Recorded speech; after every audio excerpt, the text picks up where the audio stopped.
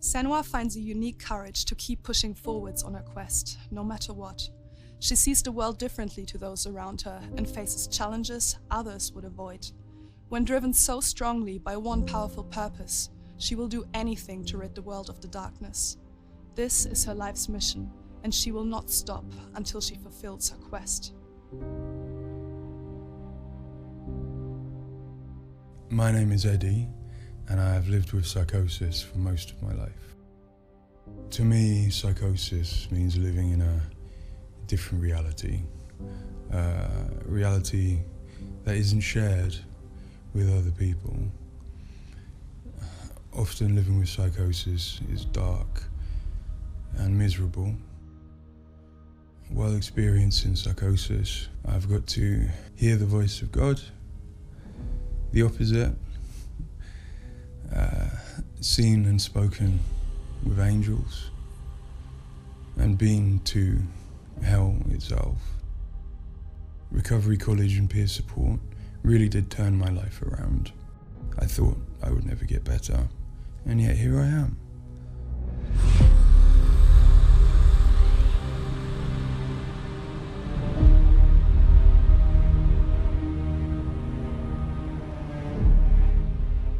The things that Senua experiences in Hellblade are very similar to some of my own experiences.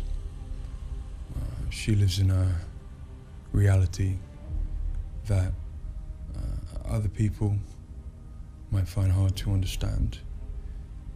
She sees significance in symbols, in meeting people, in all sorts of things that are going on around her. Senua is experiencing an altered state of reality which would be very hard to understand without having experienced it yourself or playing Hellblade. Lost soul who fought through hell to find us. You were lost. Not anymore. Are you ready for what you will find here? It's difficult saying that it's an illness, that it's not real. Of course, to me, it is. And of course, to Senua, it is. And that's what's driving her to do these amazing feats of courage, to overcome pain and exhaustion, to do what she knows she must. All the fear, everything I've seen, everything I've done has led me to this place. We've come so far. Not far enough. Say it. You are ready. Tell them. In Senua's saga Hellblade 2, we tell the second part of the story of Senua, a Celtic warrior who, like Eddie, has experiences of psychosis, seeing the world in a unique way and existing in a reality unshared by others. At a surface level, this manifests for Senua in seeing things that others don't, hearing things that others don't, and having unique beliefs about the world. My name's Paul Fletcher. I'm a psychiatrist and a professor of neuroscience at the University of Cambridge, and I've been working with the Ninja Theory team on Hellblade and other projects for several years now. I am a clinical doctor, but have also added research and teaching to my role. And in all three areas, I'm especially interested in the human brain and how it strives to make sense of the world, which is complex and changing all the time. The lake, like a mirror. You can see the reflection. Senua, like many people, experiences psychosis. Now, psychosis is not a diagnosis, although it is associated with a number of medical and psychiatric conditions. But ultimately, it's a loose description of a shift in one's experience of reality. What are you doing? Screams of the dead. There's something here. They are not. I need to find out what it is. They are. A person with psychosis might experience changes in their perceptions and their beliefs. For example, they might see or hear things that other people can't. and they might come to believe things that are quite uncharacteristic for them. For example, they might feel that somebody, perhaps somebody even very close to them, is intent on trying to harm them. Now, it's very important to remember that this is not just a vague feeling or an imagination. To the person, it feels like their reality, just as everything around me feels like my reality to me. I, like many people, feel that in order to even begin to understand psychosis, we have to start with thinking about how the brain works in general, how it makes sense of the world around it. And when we do that, we're repeatedly confronted with evidence that actually it doesn't just rely on the evidence of our senses, but it actually relies on what it already knows, on its predictions, its anticipations, and its expectations. Your voices. Now that might seem like a defect. After all, why would we want to rely on what we already know rather than what the world is telling us? But if we did act simply as passive receivers, we would be completely swamped. We'd be like a newborn infant trying to make sense of the colours and shapes without any way of having a framework to try and understand those colours and shapes. Our senses are bombarded with information from the world that's rapid, it's intensive, it is noisy, ambiguous, unreliable. And if we were to try and make sense of that without imposing patterns and expectations, then it would be like trying to assemble a multi-dimensional jigsaw without knowing what the picture was on the box. Many of us think that the brain ultimately is an organ that makes predictions. It craves patterns and associations in order to make sense of the world. And without that, we are confronted with a feeling of uncertainty, of anxiety, of distress, even of fear. They're calling. Something is drawing. Where do these predictions come from? Many of them are actually embedded in the structure of our brain, probably wired there by evolution. Many of them come from our earliest experiences as babies, trying to make sense of this new world that we're born into. Many come from our early childhood experiences, from what we learn from others and how we interact with others, from our parents, our teachers, our friends.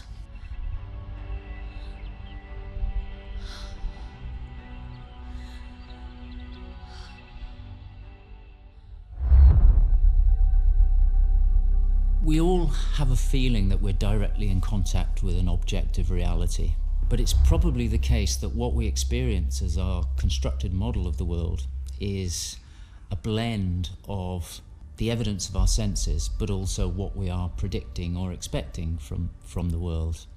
So this blend exists in a very fine and delicate balance, and the weighting of that balance probably varies a great deal across different individuals.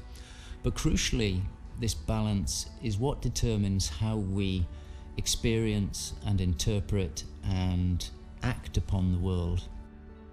And some of them are embedded in shared experiences with others, our society, our culture, our arts, even our religions and our mythologies.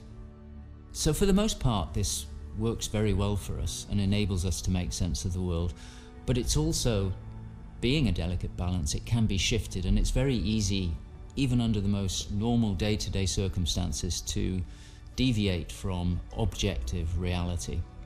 A good example of this is the hollow mask illusion. All of us are familiar with a mask. We know that it depicts a face and that the inside is hollow. But when we see the mask rotating round and we see the hollow side, there is a deeper prediction, probably embedded in our brain, that facial features tend not to be hollow, that they stick out. And this deeper prediction can override our knowledge that the mask is hollow and make us actually perceive the face as sticking out at us. Despite what we know, the deeper predictions will override this. So for me and many in my field, perceptual illusions like this, which are very common, are really interesting because they tell us something fundamentally about how the brain is making sense of reality using its predictions. But more than that, for me, it's very interesting because it begins to give us a sense of how psychosis might begin to emerge. Psychosis is this experience of an altered internal construction of one's reality. And it seems feasible that this is dependent upon this balance I've talked about between predictions and evidence. And it is probably the case that some people tend to weight their predictions more heavily. This, in many circumstances, is advantageous because it means that they can discern patterns and associations that perhaps other people can't. But if that balance was shifted further by different circumstances, then it may well be that they begin to construct a reality that doesn't accord with the world around them. What might cause that shift? Well, a number of things. It could be caused by stress, sleep deprivation. It could be caused by illness, neurochemical disturbances. It's also the case that our experience will change how we predict things. So a very profound experience, for example, of trauma, could powerfully change the way in which we make predictions about the world and shift us from this delicate balance into a state of psychosis. In the case of Senua, we know that from an early age she was able to discern patterns and associations that perhaps other people couldn't. And on top of that, her childhood and adolescence had a number of traumas in it. Her father was abusive and he accused her of being the cause of evil and darkness. Her mother, who had the same capabilities as she did, was actually sacrificed for the same reason. And in addition, her village was attacked by Vikings and her lover was brutally killed. And it's possible that all of these traumas would act on her natural tendencies to topple her into this psychotic experience that is depicted in Hellblade. With every defeat, the dark rot will grow and soon it will take her soul.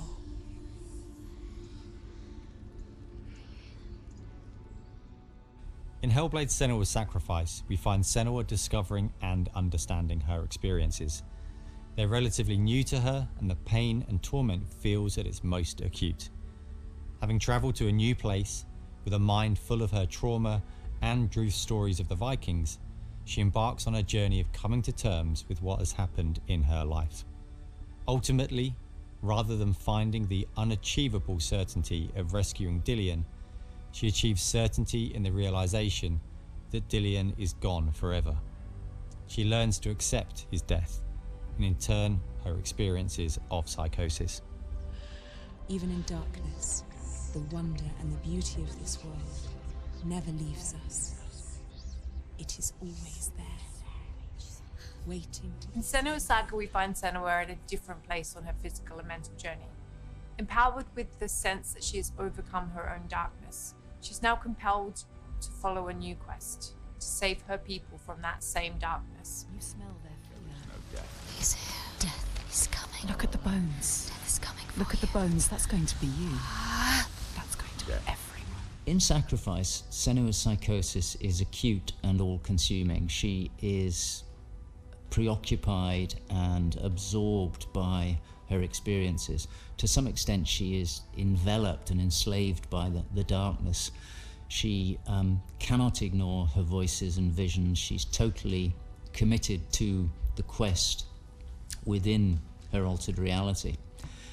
In Saga, there has been some resolution to this. There's no miracle recovery. She still experiences the voices and visions. She still has a changed reality. But the balance of power has shifted. She is the one who is able to be in control. She's able to resist and challenge the voices. She's able to make decisions that much more clearly reflect her own goals. They see through your lies, and I will show them how to see as I do. I will not appease your gods. I will destroy them. And in addition, in Saga, she is able to encompass the reality of others. She sees them for the constructions that they are, and she is able to interact with them. And I think that's a very powerful change and a very important area to explore. They have lost everything. In Saga, we've had the opportunity to explore the next phase of Senua's mental health journey. One where she's come to a place of understanding, but where she and us as creators have new challenges to overcome. Where Senua's belief system will clash with that of others. Her experiences will play out in the presence of people who don't share her perspective. And where she feels a new sense of power in being chosen for the quest, but also a new weakness, bowing underneath the weight of responsibility that sits on her shoulders.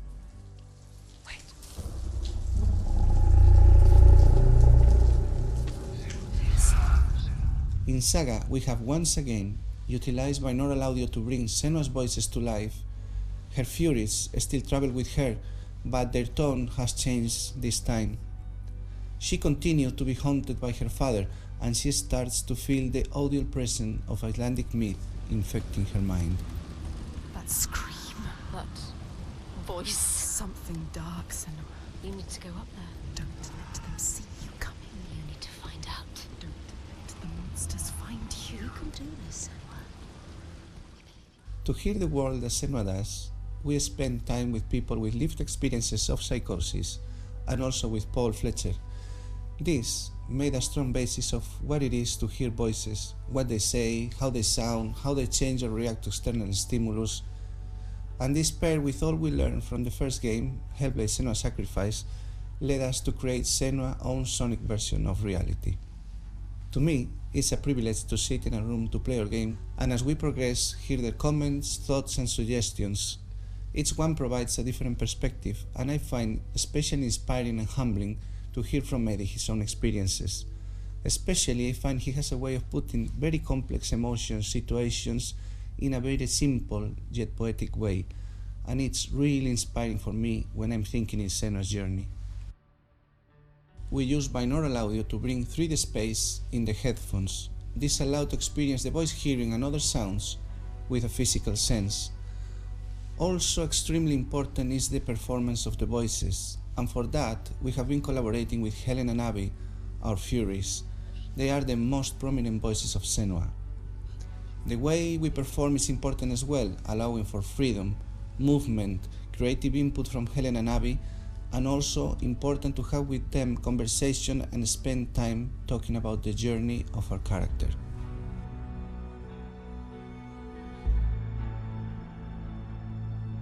There is a lot of time gone into experimentation, so every sound in the game is connected in some way with the emotion that Senua is experiencing as she travels through Iceland, from the sounds of the nature to some of the musical moments.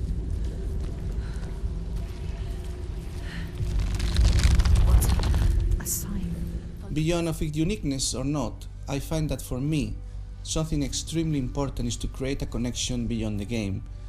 So in understanding Senua's own reality and going on a journey with her, I hope our players will understand better how people experience reality different, and in doing so, I feel, we break those walls that keep us distant and lonely. My brothers used to come here to practice fighting. Sneak out. Follow them. For Saga, in order to bring Senua's experiences of hallucinations to life, it was very important for us to listen to people's real lived experiences. It was then a case of thinking about how Senua's world and reality might look when faced with these types of examples. This would have been impossible without Paul Fletcher and amazing people like Eddie and Kathy, who've been so open and honest about what they have been and do go through on a day-to-day basis. I think it takes real strength to be able to talk about such personal things to a new group of people. On the visual side, we have lent into things like repeating fractal geometry shapes, cymatic patterns, with lighting and post-processing changes to all help reflect the current feelings of Senua. And hopefully, when combined with the audio and gameplay, the player will get a sense of what we are aiming to achieve. Dying right before your eyes, just killed before. No, this cannot happen again. You couldn't do anything. We have to stop it happening. Face it. You need to face it. Focus. You need to look at it. In Sacrifice, we saw a story of Senua's suffering at the hands of her experiences. In Saga, we're telling a more nuanced story of the next step on her journey.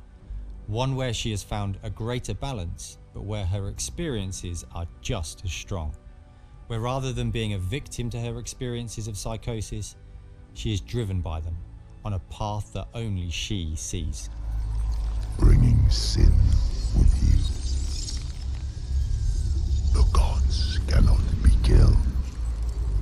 One thing that I find very exciting in Saga is that there's an attempt to explore something that is really neglected in my field, which is the experience of a dual reality that some people have. People who have had Senua's types of experience have spoken to me about this feeling that they have their own reality, but they also recognize the reality that others experience, and it can be very confusing, it can be disorientating. And it's exciting to me that the game contains an explicit attempt to portray this experience of dual realities, and I think it'll be very interesting to see how people respond to that. It's amazing what has been done and what's been portrayed. I think it's really difficult to turn words into what other people might be seeing, but I think I'm always blown away by what Ninja Theory come up with for their games, and I'm really stunned at the quality of, you know, the things that she sees and the sounds of the voices that she has. I think they're pretty realistic. She's getting closer. Yes, she can feel it. I hope that the game will help people who maybe don't understand psychosis or don't know very much about it to start with. I think by experiencing some of what they will do in the game, I think it brings to life a little bit of what it's like to have psychosis, and I think hopefully people will learn from it. Now I'm working as a peer support worker, and what that means is that I, in my case, in the job that I have in my role, it means that I go to see my people, to see my peers. We talk about how things have been. The way that Hellblade has captured the experience of psychosis is nothing like I've ever seen before in terms of its realism, in terms of its fairness to people like me.